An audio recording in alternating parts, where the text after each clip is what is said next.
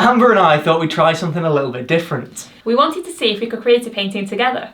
So we thought, why not stick to what we do best and paint a tiger? With collabs like this, we want to create something in a completely new style. We don't want it looking too much like my work or too much like Amber's. And since both of our work is pretty realistic, we decided our collabs should have a more abstract feel to them. We started the background using acrylics. This is the part where we can just make a mess and have a bit of fun with it. And I think blue is going to be the best option for the background because it's going to contrast with the orange fur of the tiger.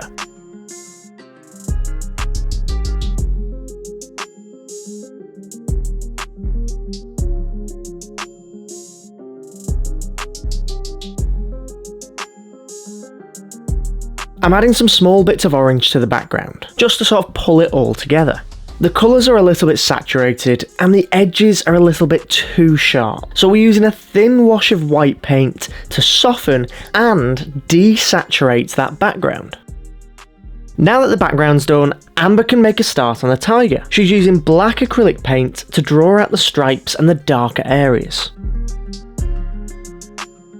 Once that drawing stage is dry, Amber can make a start on the first layer of the tiger. This underpainting is done with acrylics to establish those basic blocks of colours that make up the tiger. She's using mixes of orange, yellow and white.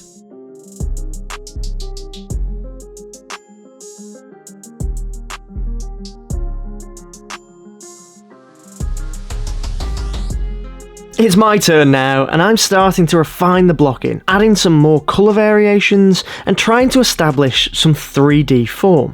I'm also going to add some more orange, overlaying that tiger and the background. And of course, I've got to add some drips to an abstract painting like this. It'd be rude not to. We also like to add a bit of scrange, a bit of grunge to the piece, so we use a palette knife to just put a little bit of like grungy abstract texture over some of that background and over some of the tiger. We want to knock back and soften the picture again, so we're doing another thin wash of white. But this time we're using a natural sponge to pick some away and add some abstract marks over the top. After the white layer is dry, we can move on to the final stage. This is all about refining the painting and rendering details. We're using oil paints now, and Amber has started to add the details to the face. We use a few different collab techniques. Sometimes we'll swap, Amber paints, then I paint, but sometimes we will both be physically painting at the same time. And we're always asked if it gets difficult to do. If we argue, or if we fight, or if one of us messes up. But honestly, it's not difficult to do. The point of these paintings are for us to have fun together, but also be productive with our time. Being an artist isn't easy, and there's this pressure you can put on yourself to be constantly creating. Otherwise, you're not earning any money, and you don't eat.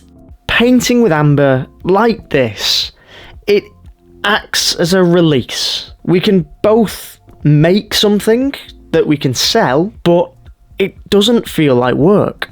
The whole process of creating these semi-abstract pieces is about having fun. It's splashing paint onto the canvas. It's constantly adding and removing the paint, almost like sculpting the picture. It's so different from the way that we both usually work. But the finished piece, in my opinion, is just as good and just as rewarding. In fact, it's even more rewarding because these collabs are something that we've made together.